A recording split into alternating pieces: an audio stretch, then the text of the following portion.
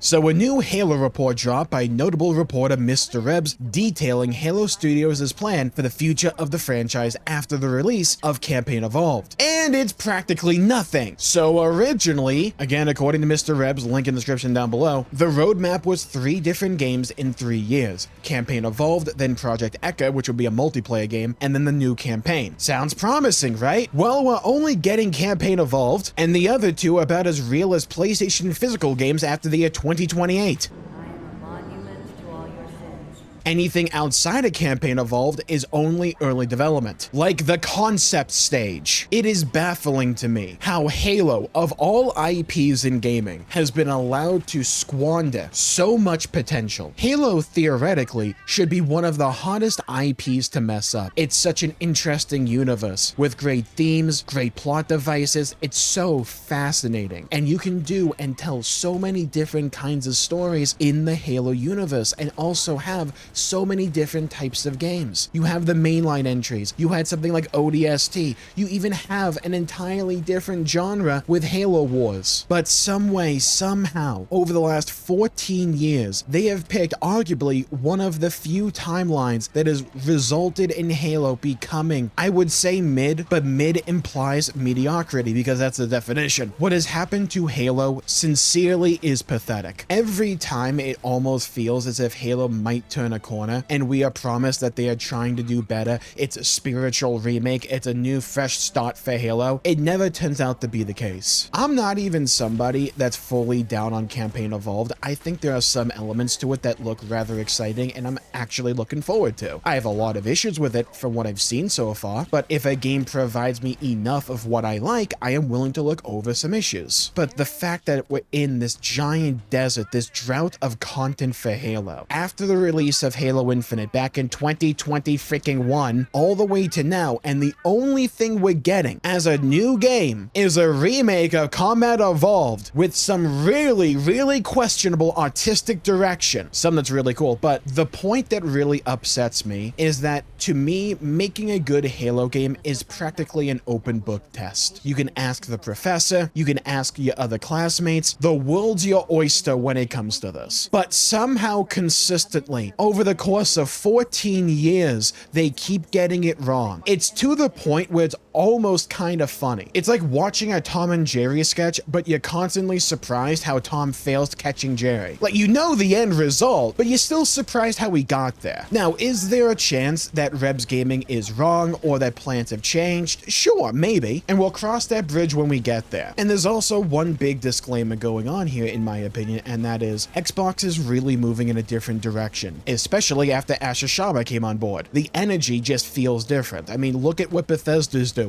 Sure, you can argue it's a lot of talk and we still need to see actionable game releases to back up this talk, 100%, and I would agree with you on that. And it really wouldn't surprise me, with Halo being, at least supposed to be, one of the most important IPs for Xbox, if there isn't a lot of change in the background going on right now as a result of this new direction for Xbox. However, if you've been a Halo fan for a while at this point, and if you are someone who grew up with Halo like I have, we've been down this road plenty of times before, and every time we think we have turned a corner and that the future of Halo is going to be bright because the way to fix it is so blindingly obvious, they somehow still mess it up in impressive ways, and somehow they constantly mess it up in different ways too. But at the end of it all, they still mess up. Every now and then, they give you a glimmer of hope. Something really cool or interesting. We can say what we want about Halo Infinite. I have plenty of problems with it, but I also think it does plenty right as well, but not to the degree to warrant it being the only thing we have in this content drought. And then leading up to Halo Infinite was another content drought. Sure, we can say and possibly argue that maybe the future of Halo could be bright because of this new change in leadership in Xbox. Personally speaking, I have historically blamed management at not only 343 and Halo Studios, but also Xbox, because at the end of the day, they're the ultimate ones in charge. And to me, the biggest problems with Halo have been its overall direction. Project Echo, I'm not even that upset by it not coming out. Sure, it looks bad that we're not getting a new Halo game seemingly outside of Campaign Evolved anytime soon, but Project Echo, in my opinion, from the sounds of it from what Rebs Gaming has talked about, would have been another example of everything Halo has been doing wrong for so long. let's go over the timeline of what Project Echo was supposed to be. It was supposed to be a separate multiplayer game. It started out as a battle royale on the Slipspace engine. That sounds like butt cheeks. Then they tried to convert it into an extraction shooter / Super BTB on the Unreal Engine. That still sounds terrible. Super BTB kind of sounds interesting, but I hear extraction shooter and I immediately want to go to sleep. But then, for some ungodly reason, apparently they try to turn it back into a battle royale game. Mind you, the game's not even announced, and seemingly never going to be anyways because it's canceled, but releasing a battle royale after the year 2026, that actually feels like a humiliation ritual. Like they actually get off to it or something. Halo for so long has been afraid of its core identity. The identity that made Halo such a juggernaut to begin with, so popular to begin with, that gathered so many different people to become Halo fans. For some ungodly reason, they are afraid of that core identity and constantly seek to transform and bastardize Halo as an IP to chase these godforsaken trends the rest of the industry are still trying to chase years after they were actually popular, and they constantly fall over themselves to do so. To make a game is not a quick process, especially for a game like Halo. Shouldn't be as long as it's taking, but if you yourself are making the game and you understand it's going to be years for this thing to come out, stop trying to chase trends that were popular years ago. It's like people trying to hate on Nickelback in the modern year. Nobody's buying it, bro. Just make a Halo game. That's all any of us want. A regular Halo game that's feature complete at launch. Halo Infinite's launch, again, was a humiliation ritual. Just have a Halo game that has a campaign, a multiplayer, a progression system, Forge, a freaking Slayer playlist at launch. This shouldn't be complicated.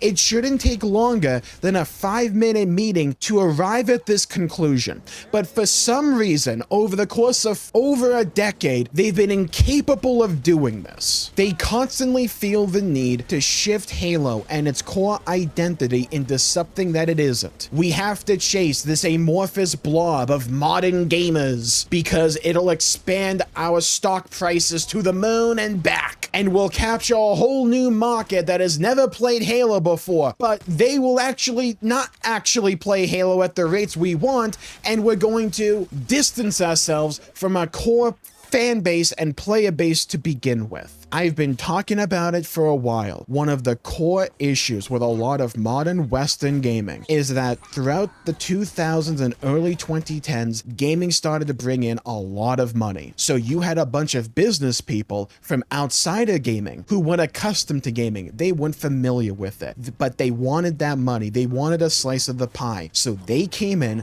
put themselves into positions of power and authority, and tried to act and steer the ship like they would for any other industry, but gaming is fundamentally different. Halo is a victim of this exact problem. They don't understand Halo, they don't get why Halo became popular to begin with, and it's a trickle-down effect of stupidity. And then when you try to course correct, you still put in the wrong people into very pivotal positions of power and authority, and it's a never-ending roller coaster of incompetence. Again, could Rebs Gaming be wrong here? Possibly. Could they have something up their sleeve that they're keeping very tight-lipped? Maybe. It's possible. I want to be wrong here. I don't think I am, though. The management of Halo is clearly deeply flawed, and it has been for a while. I like a lot of what I've seen out of Ashishama so far. I don't think Halo is past the point of no return. I think it's recoverable. But at some point, you have to start recovery. Because to me, Campaign Evolved might be fine for a bit. It'll probably be largely forgotten about after a couple of months, but it'll probably be fine by itself. But it's not enough, especially after this giant drought. People want a feature-complete Halo game, and I don't know why. Again, according to Rebs, they keep trying to split up a Halo game. Oh, we'll make a campaign game and we'll make a multiplayer game. Just make a Halo game, you psychopaths. What are we doing? This is a prime example of what I've been talking about. They don't understand the industry. They don't understand Halo. They shouldn't be complicated.